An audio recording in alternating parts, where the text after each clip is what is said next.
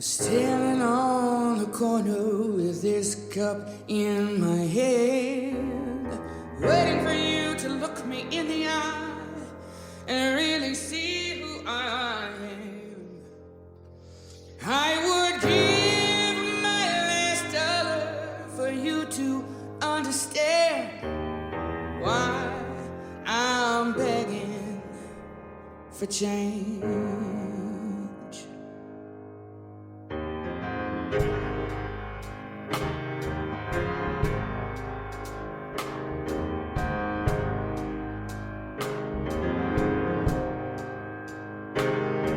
When you look past the hate, 'cause you can't see past your pain. When the words of oppression ricochet through my brain, they wanna take away my freedom and keep it that way. So I'm begging for change. We hold on so tightly to that which has been. We don't even remember what it is we're pushing against. It's the way they've always done it. It's all they can say. Well, I'm begging for change. Standing on the corner with this cup in my hand, waiting for you to look me in the eye and really see who I am. I would give my last dollar for you to understand why I'm begging for change. Changing the heart, oh, changing the soul, changing the way that we seem to be headed if we don't change it all. I feel I'm losing my faith. That's why I'm begging for change. We carved out a canyon to march towards the light, but some of them wanna fill it up with their anger and spite. So I'm reaching out to you, 'cause you know we can't do this alone. We can't do this alone. Yeah, I'm standing on the corner with this cup in my hand, waiting for you to look me in the eye and really see who I am. I would give my last dollar for you to understand why I'm begging for change. Changing the heart, changing the soul. Oh, yes. Changing the way that we seem to be headed if we don't change it all. I feel I'm losing my faith. That's why I'm begging for change. I feel I'm losing my faith. That's why I'm begging for change. Ooh, I'm standing on the corner with this cup in my hand, waiting for you to look me in the eye and really see who I am. And I would give my last dollar for you to understand why I'm begging for change.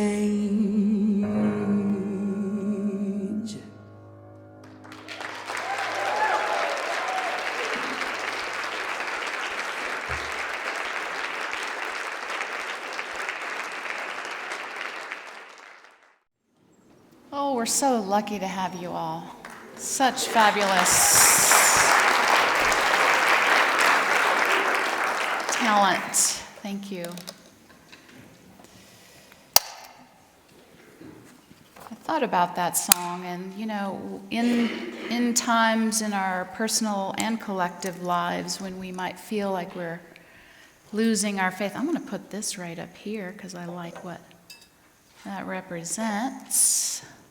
We look to people who have inspired faith, right? To inspire courage and hope in times of great challenge. And that is why I felt that the season for peace and nonviolence was really poignant this year.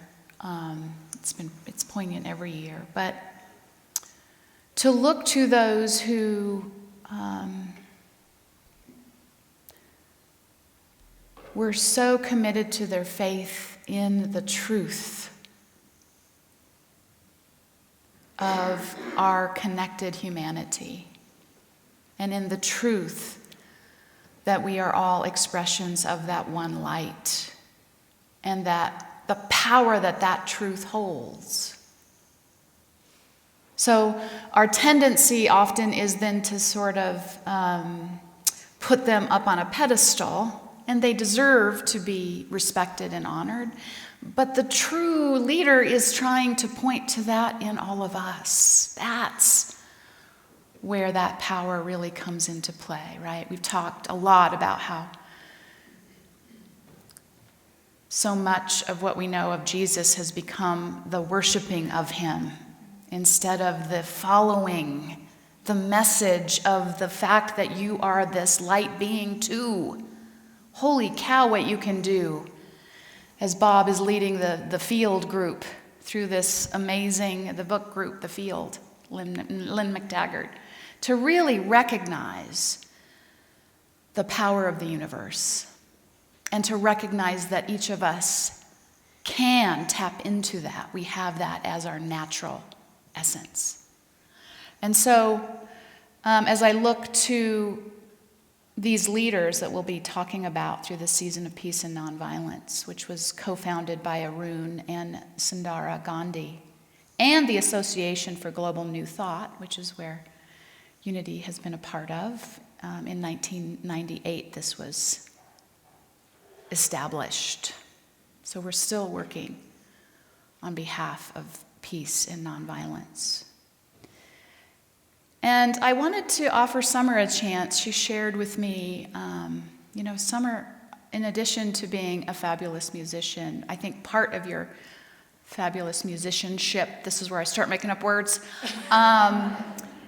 is because you're a great writer. You're a great, you think about these things deeply, and then you make a poem out of it, and then you make a song out of it. And so you shared something with me about the call of true leadership that really spoke to me. So I'd like to give you the opportunity to share it with everyone. I love you. Thank you. You're welcome. I know you hate the mic and the stage. You know I do. It's okay. We are not here to perform leadership. We're here to dismantle the illusion that you don't already have power.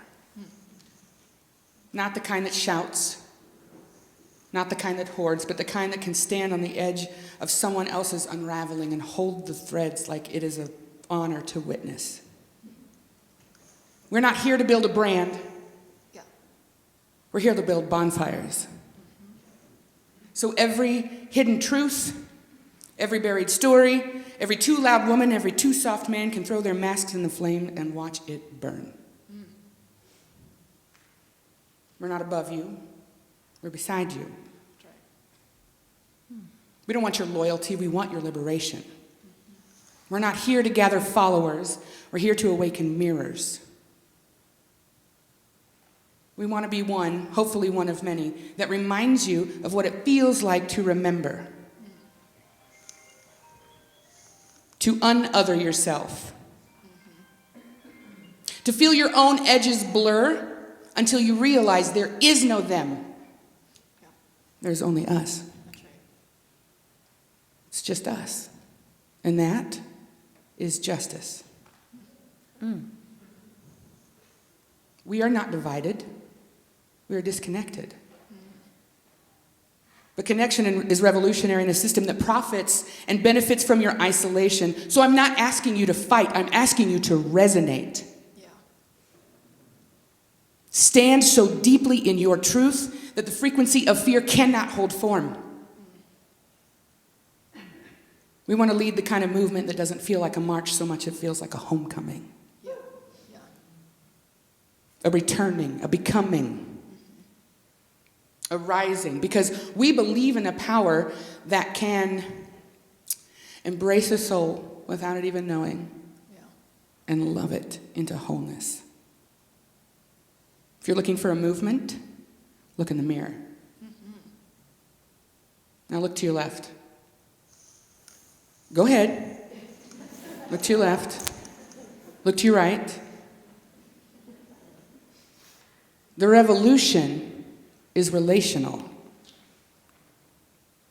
So stop asking, what are we going to do to fix it? And start asking, who are we going to need to become to stop feeding the machine? Yes. I'll go first, and I'll hold the door open for you. Because that's what leadership does. It does not dominate, it activates. Yes.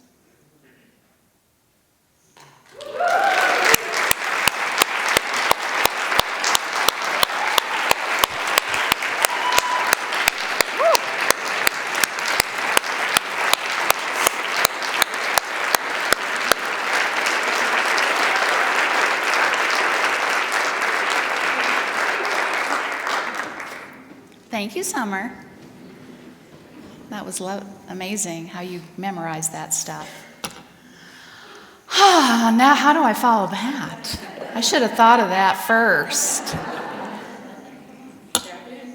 Tap in, tune in, tap in. Right, that's the thing that we've come to realize a little bit is sometimes we make it so much harder than it needs to be. Sometimes it really is tuning back into the fullness of who we are and our story and each other's story and working through what it takes to be in relationship. It doesn't just happen. It takes some effort and some work and some self-awareness and some willingness to hear differently, right? And to speak differently.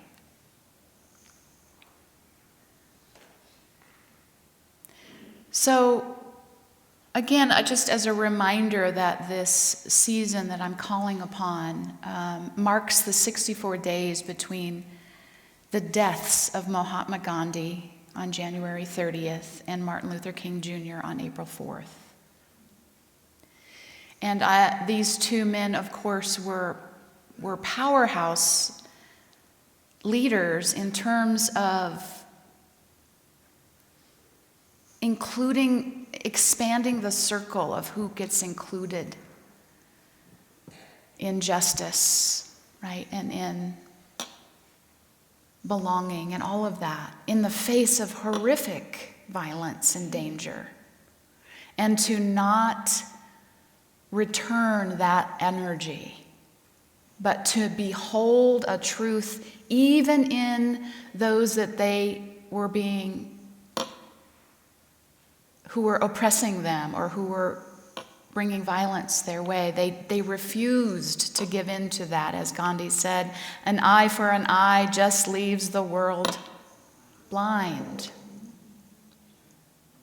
And yet there is no doubt that there is that within our human nature that has a propensity toward violence. And so I love what, by the way, you can watch. I haven't watched the movie Gandhi in probably 20 years, but it's streaming on Amazon. So I encourage you to watch it.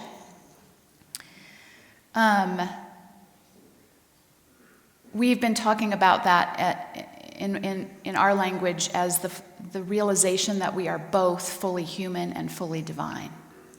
And so the key element that both MLK and Gandhi brought to the equation was a grounded spiritual understanding. And that was always their landing point. And they knew that they too had a human side and could be instigated. But they stood firmly in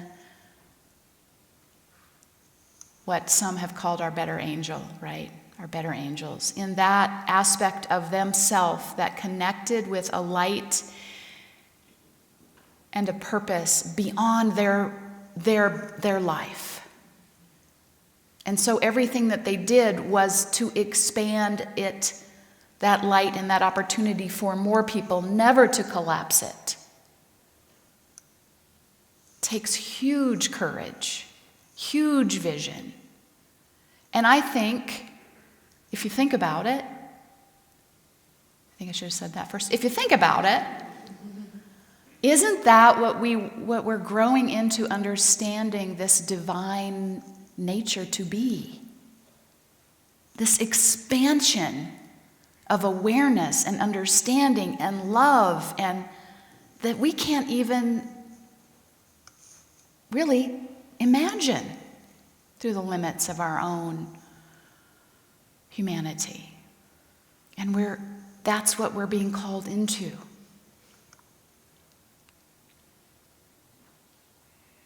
Mahatma, Gandhi, and Dr. King lived and carried on the work from the high place of spirituality, and their movements remained nonviolent.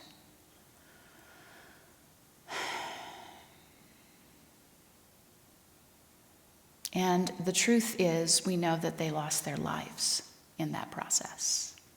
So I am in no way denying that and denying the propensity for violence in humanity.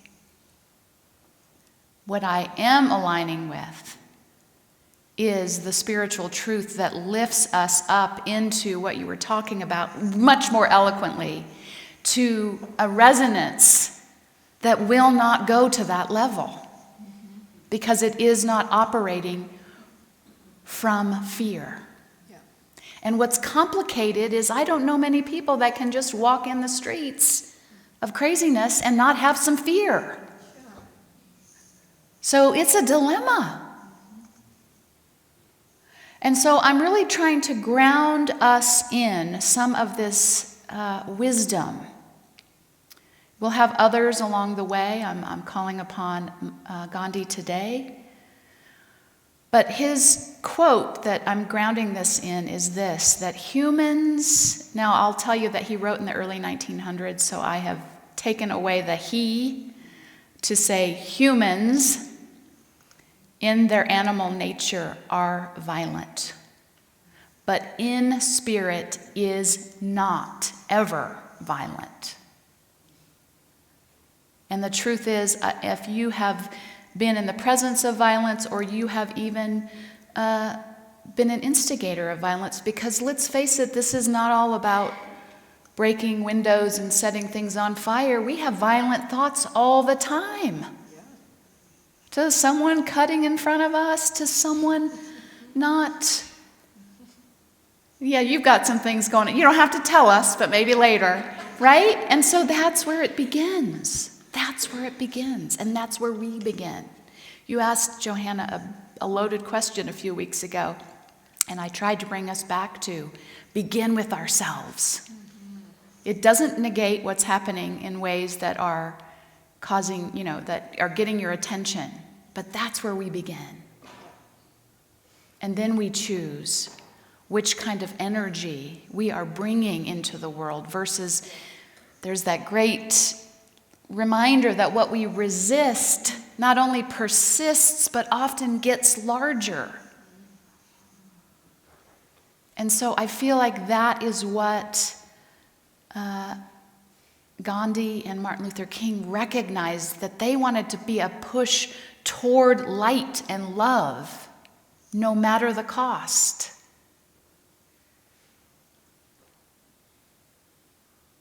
Negative and violent emotions only gain dominance when we have lost our spiritual awareness and connection. We have them, we're human. And then we take a breath And sometimes we say, is it worth it? And sometimes, sure, it is. And then we take another breath, right? Clean that up. It's a practice. And it's bringing awareness to everything we do and think in every moment. We're doing it and thinking it. Why not be aware of it?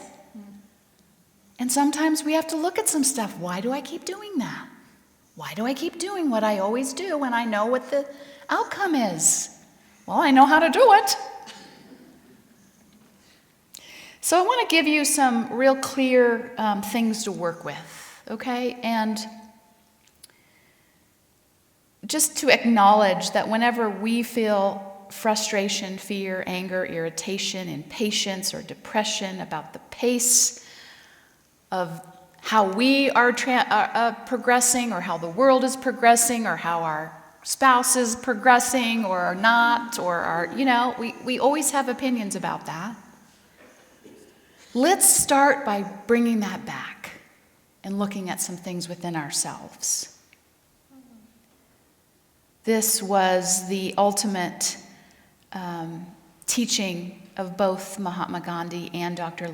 Martin Luther King, that when we are able to hold the truth and walk that path and do that work from a place of peace and love, we are in the spiritual realm of ahisma, which is doing no harm, starting with ourselves. I know that seems so simple, but can you sense the opportunity there? Uh-oh. You can't.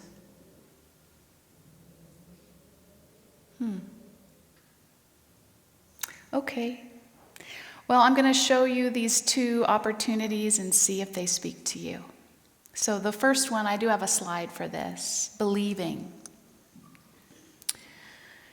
And you can take a picture of this because this is going to ask you to do a little work.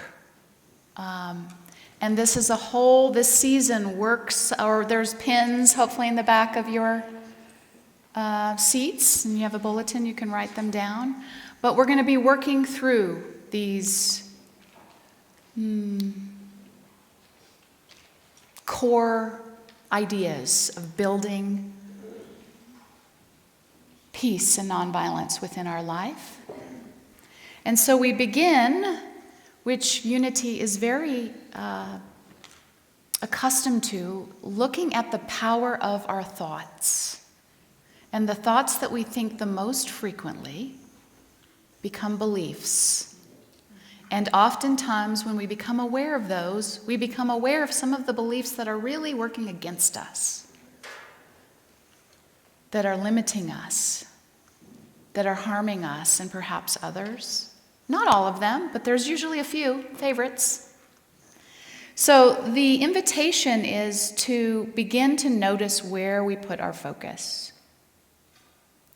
So I want you to consider over the next week, what are some limiting or empowering beliefs that you have about yourself and about the way the world works. So notice the empowering ones, notice the limiting ones. And list the beliefs you carry that impact your life. Notice them. Did you learn them from your family, your friends, your culture, your religion? And which of them may have kept you from making positive changes? Specifically, which beliefs help propel you into action? So take some time to think about that, and then begin to notice how they show up in your experience. And the next attribute that we'll be developing is caring. So what do we believe in? What perpetual beliefs might be holding us back and keeping us limited, even keeping us in perhaps a cycle of violence might be too sharp of a word, but not living into the truth we say we know. And then real caring, recognizing that is not so much about what we say, but what we do, what we actually do. And so to take you deeper into that, I have some more questions for you.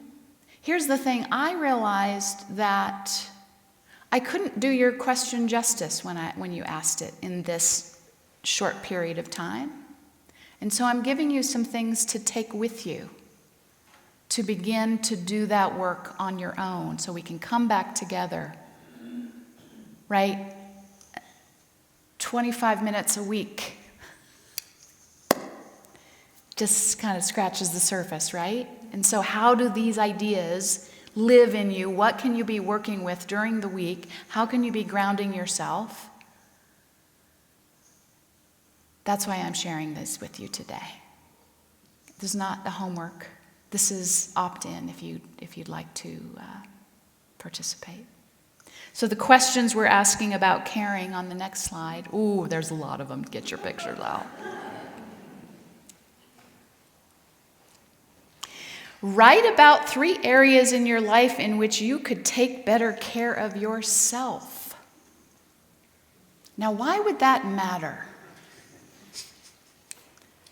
Want to go out in the world and be a force for peace, and you are exhausted and hungry and mad. You're just hangry, right? That's just one example. Caring for our physical body, for our spiritual side, and for our mental health is all part of showing up in the world in a healthy way. And so what could you do to take better care of yourself? And what could you do to take better care of your community? Be that this community, be that your neighborhood, be that whatever you're involved in that feeds you, that you care about. What's one thing you could do to take better care of that community? Make a commitment to take care of yourself better in 3 areas. Those 3 areas that you hone in on. And consider this, what has not caring for yourself in certain areas cost you and your communities? So that's some great inner reflection.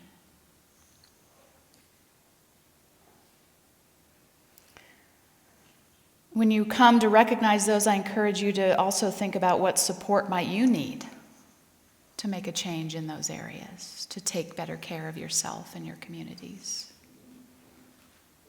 And then make a list of at least 5 ways that you can take better care of yourself and your community, to practice at least one of those from the list today and then in the days going forward. To just notice the invitation to take better care of yourself and to plug in to how you can care for your communities. I've heard the great idea of people beginning to, this sort of started during COVID, but it was so strange during COVID, to plug in with your neighbors, to know who your neighbors are, to know who might be vulnerable right on your block. If you don't see them, check on them, right? It's a simple thing we can do.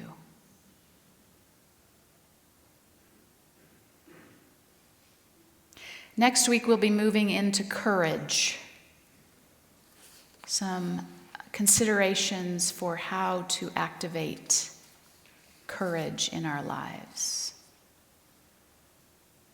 I thought about originally, so we're looking at our beliefs, how we care for ourselves and each other. Courage felt like too much to add to today, but I kind of questioned, does caring for yourself and others give you courage? Or does courage need to be activated in order for you to care for yourself and others? What do you think? It's a circle. Doesn't matter, they just feed each other. You get courage which makes you want to care for yourself and others. And then that keeps going. Yeah. Another interrelated experience. So that's I'm glad you pointed that out. Sometimes I just want a black and white answer. I can't believe I told you that, but it's true. I'm finding so much more interest in the gray areas. I encourage you to. They're not as easy.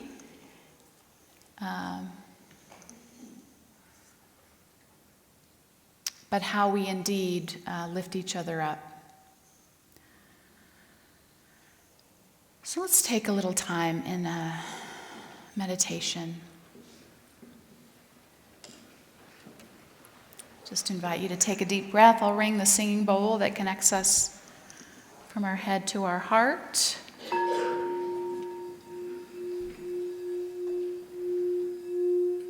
Taking a deep breath.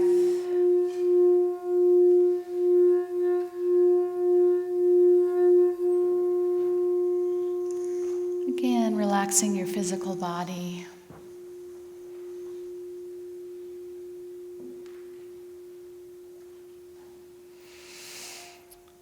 Taking a breath and just letting this idea that peace begins with me have its way in your consciousness this morning. Letting peace begin with me right here, right now.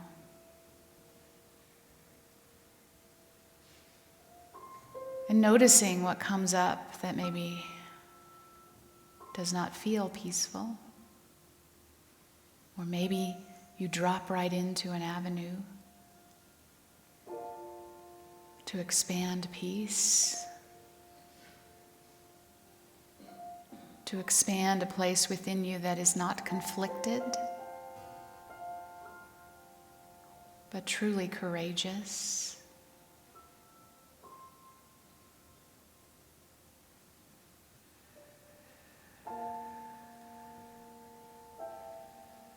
You may even land on the experience of caring for yourself as an act of peace and courage, showing up for your communities.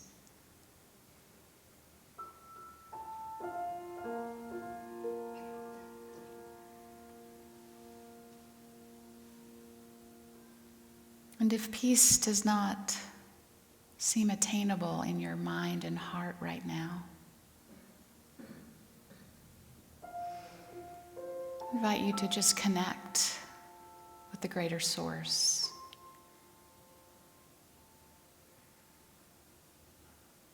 Bringing a sense of light,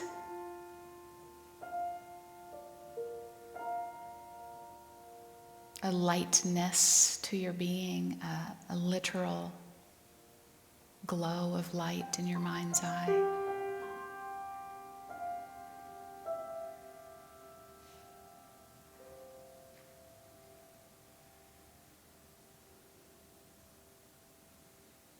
And focus the power of your thoughts, of your beliefs, in the direction that you want to experience more of.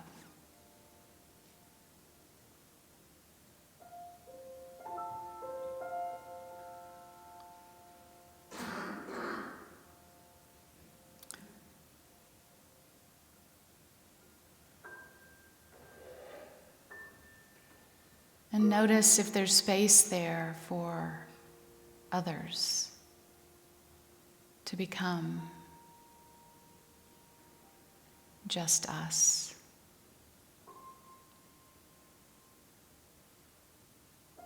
Opening the circle, extending the care.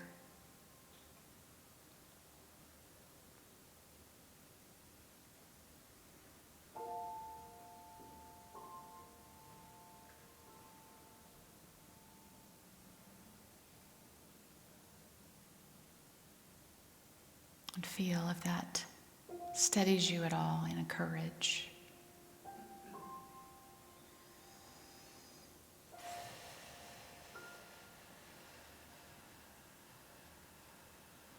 Letting peace begin with us this day. In all of our interactions, in all of our thoughts.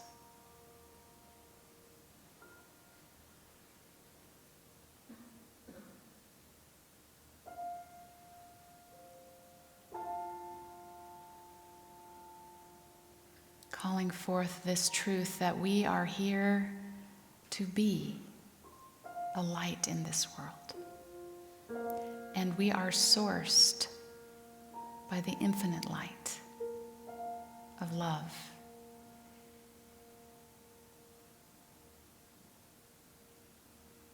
And so we let that love fill our whole body,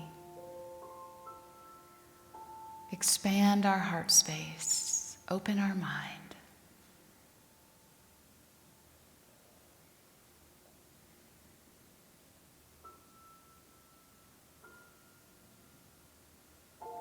For this opportunity to remember this connection that is available all the time, any place. We offer our gratitude. Thank you for an expanded awareness to start where we are, to know that we are both fully human, fully divine.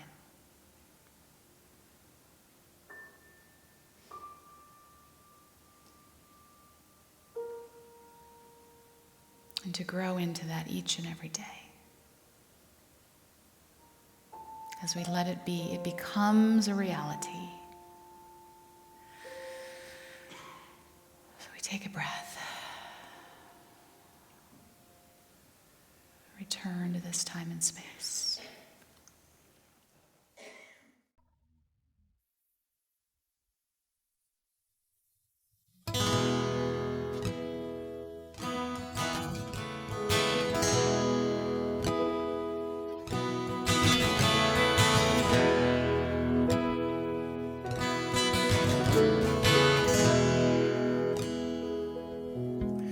When you seek hope, the struggles start to ease. When you seek peace, the anger will recede. When you seek answers, the answers will be revealed. And when you seek love, then the world will start to heal. Listen to what your heart tells you. Go back to why you started. What do you see?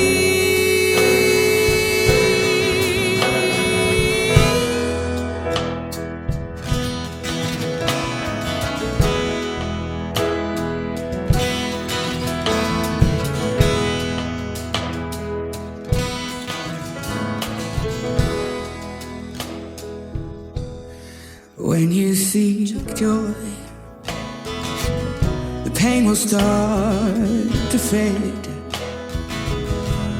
Seek inspiration, it will move throughout your day. When you seek change, then you'll begin to feel. And when you seek love, only then the world can heal. Listen to what your heart tells you. Go back to why you started. What do you see?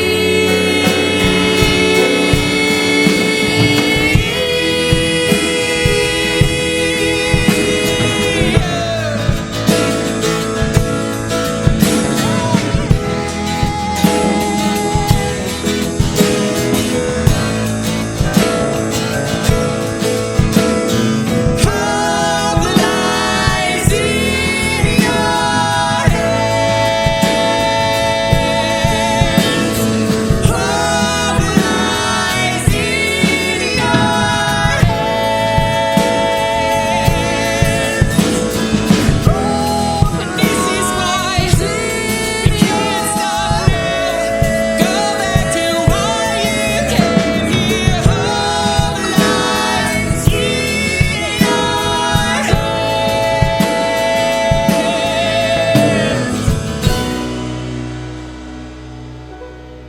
When you seek joy,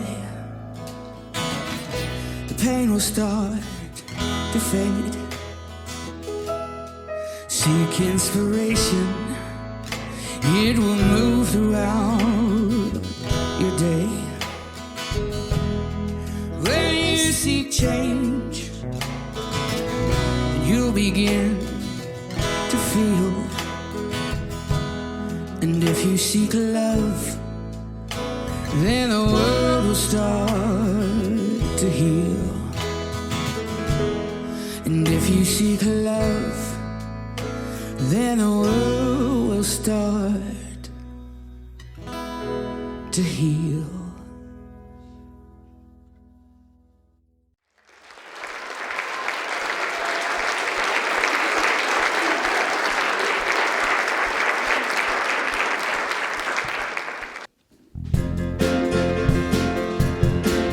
What a great day!